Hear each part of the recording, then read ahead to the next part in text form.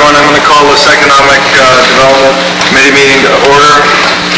Carol, come on down.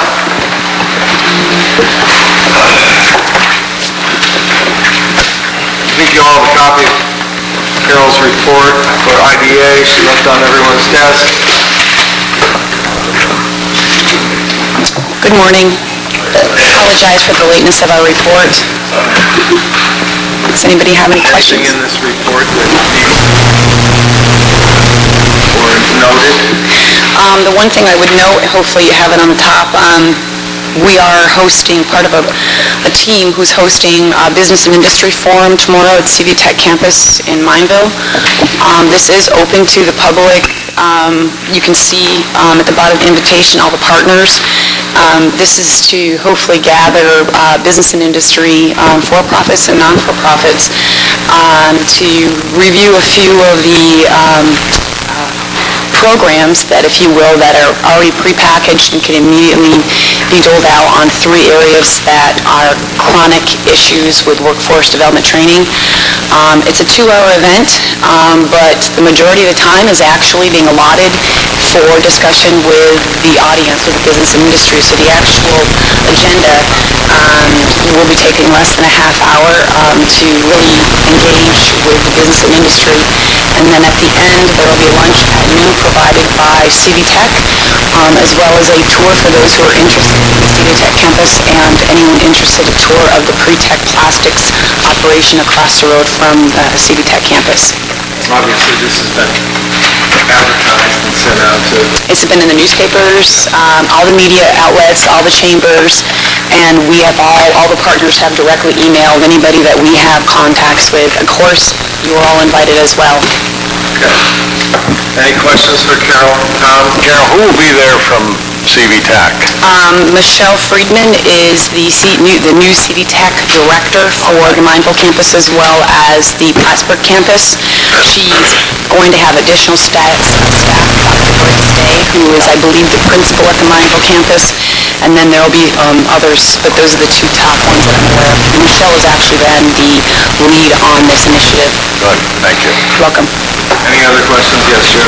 Yeah, just point of interest, as a representative from this board to the IDA board, we've been moving our meetings around to different towns and businesses that the IDA has helped form and helped them get started, just so we can see what's going on, the benefit of our end product. You'll see in the minutes today, we met at the Ticonderoga Adirondack meet, and before that we met at the Willsboro Senior Housing the month before, and the month before that we met at the Mariah Business Park, and this past month we met in Lake Placid at Northwoods, and next month, or this month, we're going to meet at IP Mill to see what's going on down there. So we've been moving it around to see what is going on with our stuff. So that's great. Yep. Anyone else have a question for Carol? Thank you. Thank you. Mike?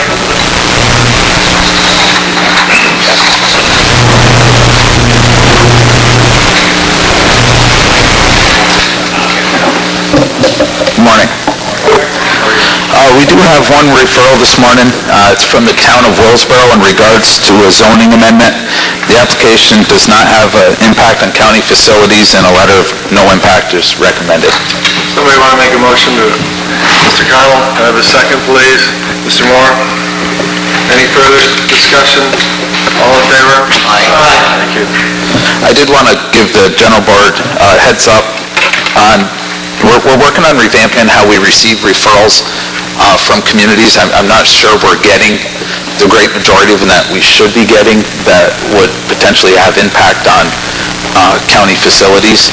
So Jim and I are going to be working on that with some of the code enforcement officers, planning boards, and communities, trying to provide that outreach, create a system here that's a little bit easier so people know what's expected of them during the permit process.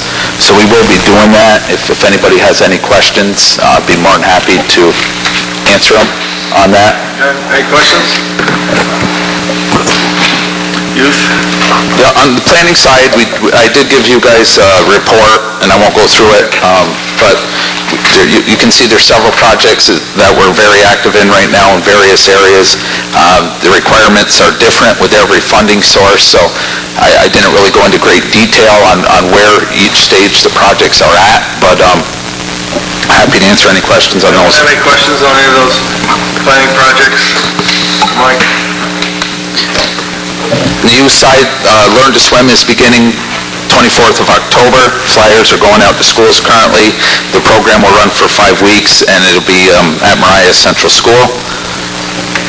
The youth soccer program is coming to an end. We're almost at the end of the season. 10 towns participated this year. Ages pre-K through 6th grade participate in 10 communities. Keene, Mariah, Elizabethtown, Lewis, Ticonderoga, Schroon Lake, Lake Placid, Saranac Lake, Crown Point, Willsboro, and Westport. So you see that program is quite large. It's expanded through the years. When we started that years ago, we had 4 communities participating. It's a large program, and it's definitely worthwhile. Any questions regarding the Youth Bureau? Yes. Mike, will we be training lifeguards? Yes, sir. Lifeguard training will be held in February. It's a long course. I know the timing of it. It's problematic for some of the boards when we have college kids and whatnot. The trouble with lifeguard training is it's very long, it's very involved, and so in order to have all the courses, the course hours needed in by the time summer rolls around, we usually have it early. Is there any possibility, Mike, of the Red Cross and the state ever getting together? Well, that's a great question, and that's a problem we've been experiencing for quite a few years now. As you guys know, and some have found out the hard way, when the Red Cross certifies you for CPR, for the professional rescuer in particularly, they give you a 2-year certification. And in my opinion, the Red Cross are the professionals in that field and are able to make that determination. Our State Department of Health, though, requires an annual renewal. So what's happening to a lot of your employees in your towns, and they don't really know it, is they believe they're certified and they don't attend the training or the refresher course. When Department of Health comes, they say, well, this person's not certified, even though you have a card that says you are by American Red Cross. So there definitely is a discrepancy there. It's costly. It costs each town a lot of money to be running those refreshers, or your employees in particular. And the county, it costs a lot too, because we hold those trainings in order to meet the mandate of Department of Health. Yes, what's happening? There's no alternative. Right now, there's not, but I don't think, potentially if the board would like to do a resolution, I think that might have some impact. I'm not sure our legislative officials in Albany are aware of some of the discrepancies that are happening between Department of Health and the professionals in the business. Does the Department of Health certify Red Cross? No, They don't. absolutely not. Red Cross is an independent contractor, essentially. Okay. Is anyone else having this problem with lifeguards? Tommy, you are? Yeah, we are. Yeah. Somebody want to move a resolution to get it on, get Dan and Betty aware of the issues that we face between trying to get these people approved? Ron moved. Charlie, want to second it? The resolution would be... Yeah, I'll get you some real good language on that. Basically, just trying to be consistent.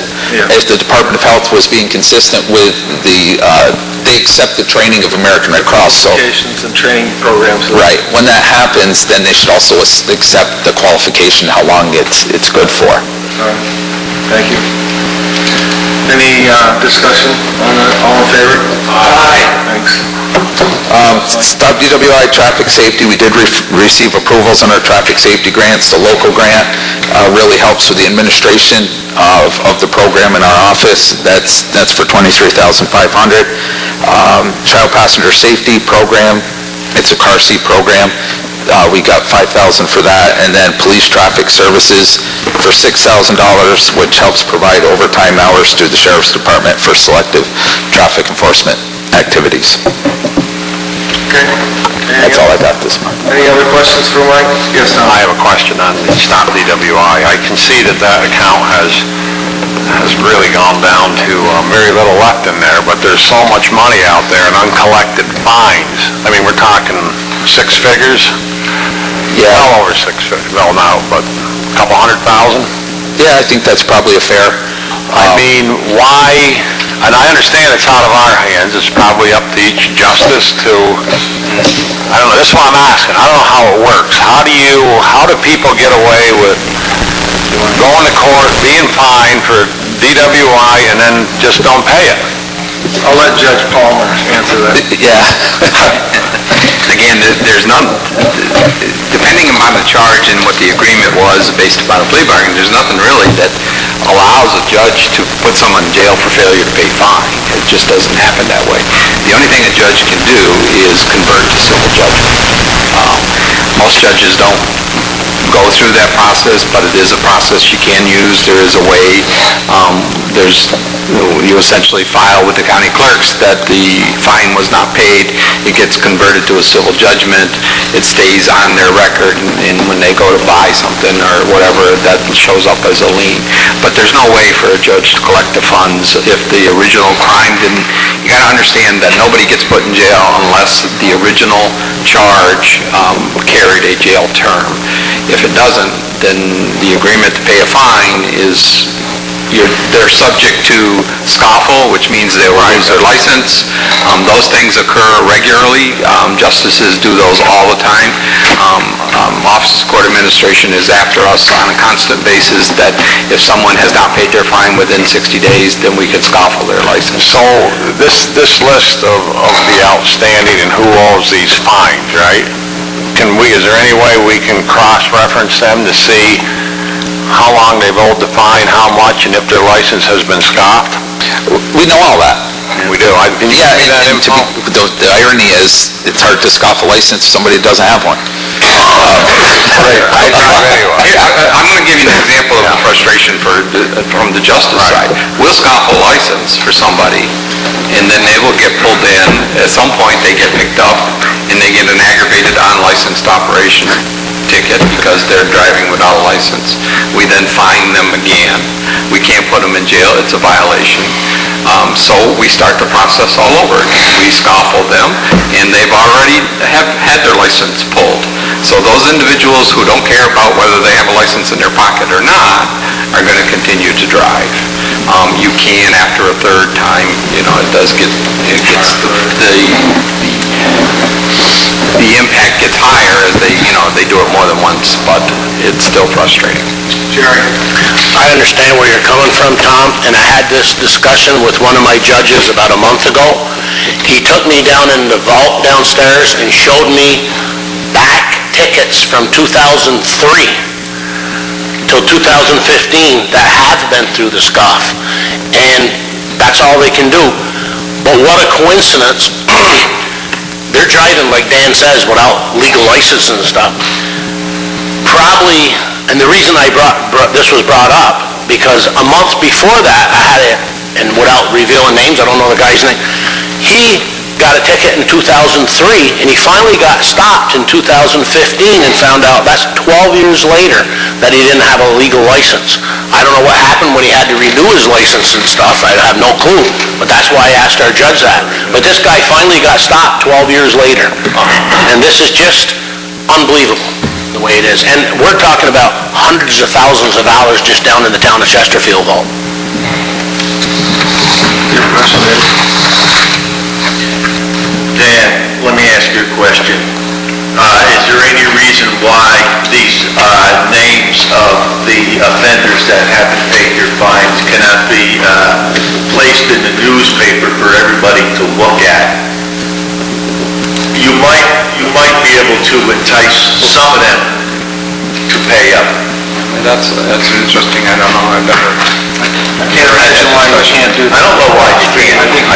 You probably can. I would have to check with you. It would be, you could run it every week. I think that's a good suggestion. I mean, we post people's names that don't pay their taxes and even take their houses.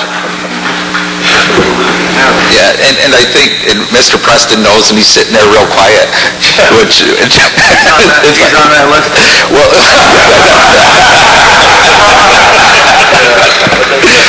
It's toppled 3 times. Our committee has really exasperated this whole process and tried every avenue we've known. Jerry knows. It's difficult for us because we're not law enforcement officials, so those questions probably better had with some of them. I think it's a great idea. I don't know why we can't look into doing it. Yeah. And my other question is, many of these individuals are on probation. What's probation doing to see that these fines are paid? Probation actually, when they're on probation, it makes it a little bit easier for us. Unfortunately, the great number of folks that are receiving DWIs are not on probation, so that's where it gets lost in the shuffle. I think a lot of times the decision's rendered, and the justice feels it's complete. And if there's nobody tracking that after that, then what do you do? It's really tough to bring them back in, not knowing what they did. Now, at least probation provides a layer of supervision over that fine when somebody is sentenced to probation. It makes it a little easier. We did collect quite a bit of money when we did a few years ago on the people that were on probation, but the ones that aren't, way more difficult. And the ones typically on probation, they have an associated charge, which carries a jail term, so it does make it easier. If probation violates them, the judge can bring them back in and literally sentence them to jail, so long as it carries an accompanying charge. But for those ones that are not, they're hard to chase down. Okay. Any other questions? For Mike? Yes, Mike. Not really, Mike, just a comment in general. I was watching TV this morning. They were advertising the wineries and breweries in New York State, and they look like they're high-end places, really. If everybody dressed nice, it's really a nice thing to spend an afternoon at. But it's too bad they don't have a little caption at the end of that. That gets you a lot of trouble. It's like a nice afternoon, something to do, go look at the leaves and buy apples, go to the winery. But there's money put out in the state that spends for stop DWI programs, and there should be a warning label at the bottom of that pretty picture that... Yeah, that's a good point, Mike. Yep, we're pretty much making alcohol on anything we can now in New York. Anyone else? For Mike? Thank you. Steve Lemire, you have a copy stocking list. I believe everyone has. I would announce also that Steve Lemire resigned his position with fisheries effective October the 16th this week, actually. So, Jerry? I'd like to do a resolution of appreciation for Steve Lemire for the good job he's done at the fish hatchery for the past 20-something years. Move the resolution. Do I have a unanimous second from motion? Thank you. Thank you very much. All right, we're on. Come on down.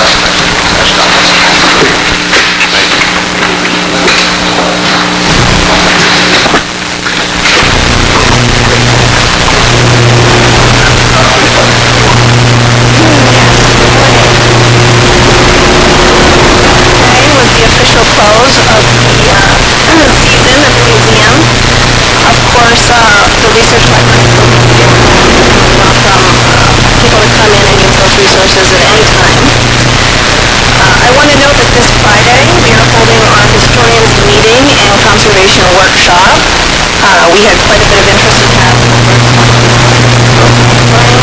museum professionals attending. We will have a conservator on site to answer conservation care questions. We can take a few more people, so if anyone is interested, just contact me at the museum and let me know. I hope you all received our year-end review newsletter, which summarizes our activities this season and also some of last year. We were very happy with the success of our exhibits and programs this year. We had great reviews on the Art of Monaco exhibit. It was our most popular attraction, and we feel it will continue to draw visitors in the future. The fire tower program also did very well. We had more schools than ever participate, including classes from 3rd grade to 9th grade. And we really hope we can bring this program back next year. Museum staff and volunteers are soon to begin work on 2016 exhibits. We plan to create a new permanent installation which will explore the history of hiking in the Adirondacks, specifically the high peaks. This will build upon our current Grace Hudowalski exhibit and highlight the impact that hiking has had on the region's culture, economy, and people.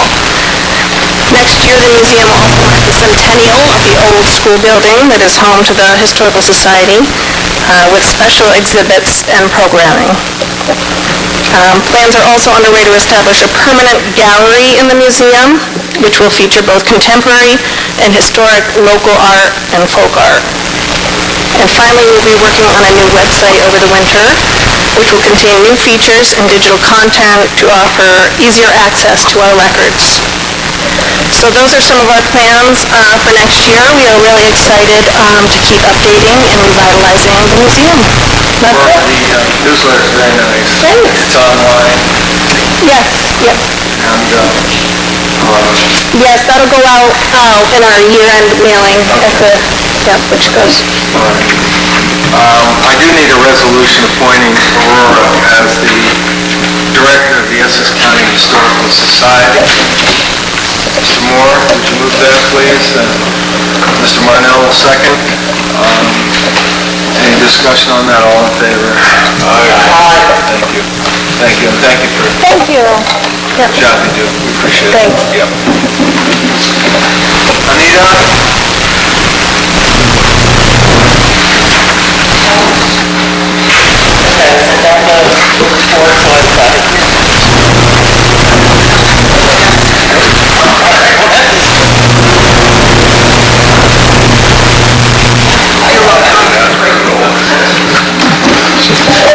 I want to thank Dina for making copies. I think she just received it this morning, so I want to very much appreciate that. Kind of go through just a couple of things. One is we have got a 300-day notice for the county agricultural district renewal, so we only have one district now. And so it's a time for, there's a lot of timelines that have to be followed, and one of the first things we have to do is put in a public notice that we are looking at a 300-day review in your notice of your paper of record, or how to do public notices better than I do. And then what happens is farmers come in and ask me, or usually they tell me if they want to join the district or not. So that's the process that we, do some advertising for that.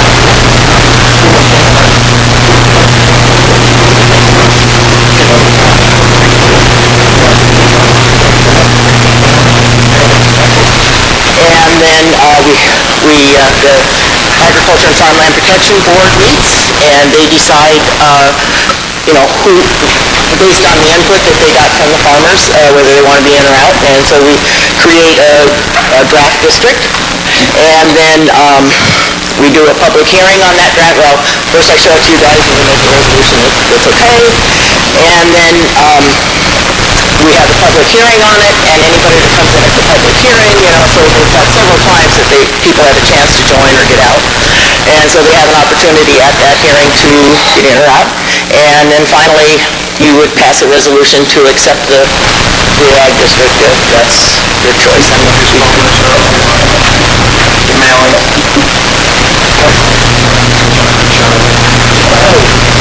Not yet, but she helped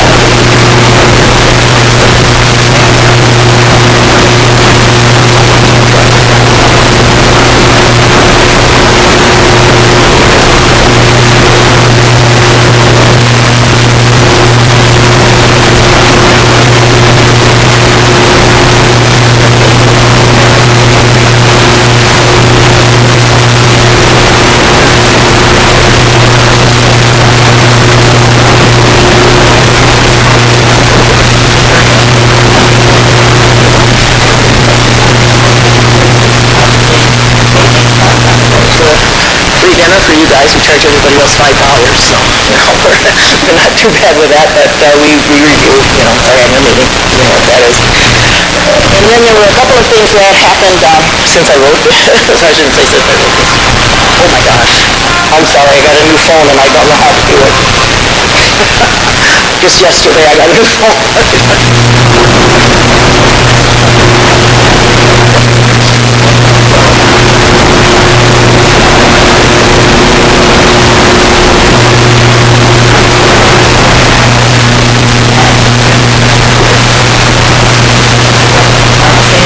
The bathroom issue that we were just talking about?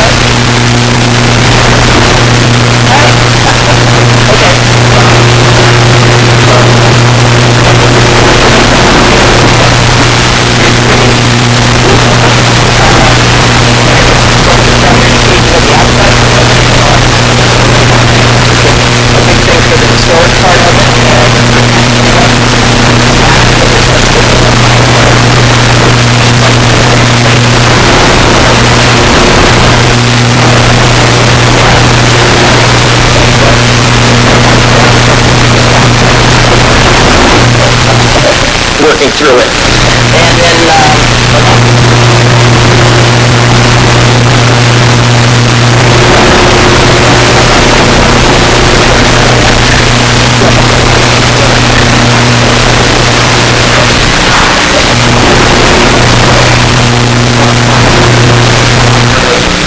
adding to that bathroom. Sure, I've got my phone off, so hopefully I'll have it off. Yeah, Chris and I met with Anita. We also had the health and safety officer, Seth Wright, go out and check things for code. There was a report done in, I believe it was 2007, for some major renovations there. So we're putting the bathroom in almost the same location. We're putting it on an interior wall is the plan right now, so that we don't have to involve SHPO in changing any windows. Felt that could be more cost effective. There are a number of paths of egress that come through this area, so we did ask our architectural firm contract to give us a price for just a code review. And then as long as we can stay within code for a path of egress, then buildings and grounds forces are going to complete the work. Our labor, our material, their design, I believe, their oversight. yeah, I believe the way the resolution was written was done, that the materials are going to come out of some Anita's budget, and then our labor is going to fix it. So we should have that LOA shortly just for that code review, and then our What's people... the estimated time of arrival? We're supposed to have the LOA before next week's DPW meeting, so if I have it, I intend to bring it with me then. All right. Any questions, gentlemen?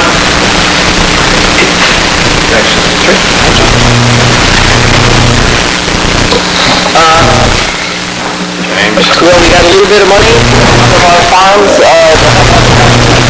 processor, to expand, to go, and so that was a really nice thing. Extension is involved with it. AGCO took the lead on writing the application, but Extension is providing some of the in-kind. So that we're very excited about that project of having a food hub in Essex. So, very good. Yeah.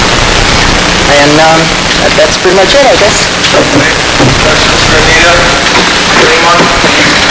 Thank you very much. Yeah, we appreciate your willingness to provide the labor for this project, and if we can do it in a minute. Charlie? I'd like to go back to fisheries for a moment. Yeah.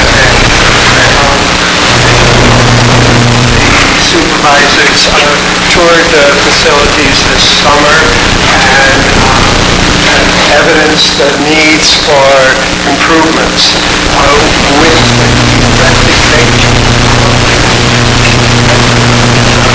of the fishery and with the administration moving over to DPW, and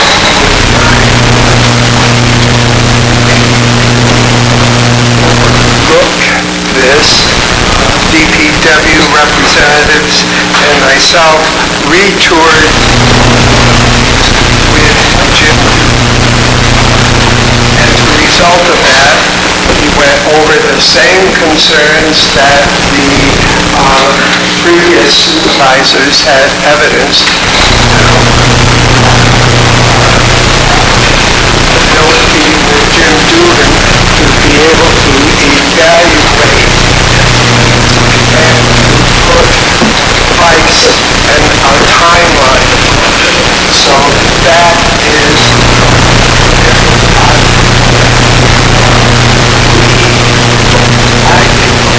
that we had missed opportunities with Irene and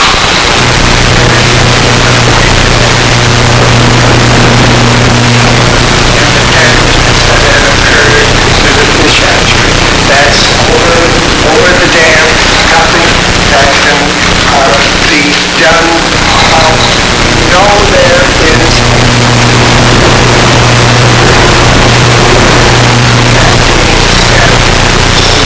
town of Crown Point water facilities is adjacent to the fish hatchery and will be undergoing major renovations. With that being said, there is anticipated that a bathroom will be installed at the water facilities. So our hope that we can work together and come up with a flag of shared services with the county and the town, perhaps with one bathroom or two bathrooms and one septic. This is all something that will be poured down the road. Also, we know that there's concerns with mold and structure deteriorations. And again, we will receive a report from Dugan in regards to that. Also, there has been missed tourism. There has been missed opportunities in regards to education. We really need to review all of the potentials that the fish hatchery provides this county and state.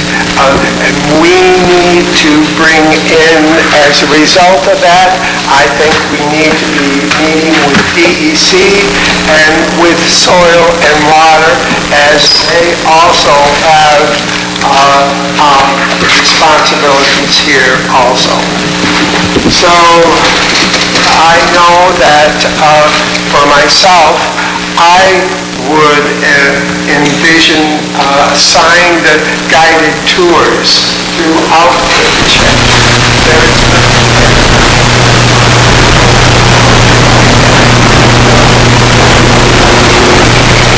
As soon as Mr. Dugan files his report. Thank you for the opportunity to speak. You talked yourself right into chairmanship. I already have. Oh, you already have. Charlie did, Mr. Chairman, if I can, I did call your office the other day. I have spoken with him on kind of the things you and I talked about, asking him to help us promote that. He's more than willing to come on board and help to guide us with some goods, but he's willing to do that. No, I think it's a great idea, man.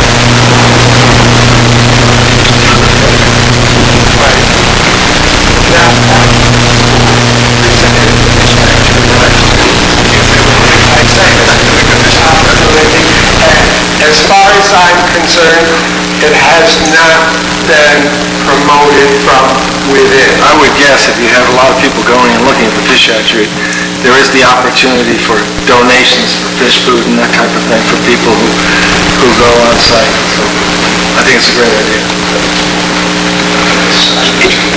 I've even seen So we'll be in touch. I know we have a limited amount of time to talk about the fish action, so we'll be, okay.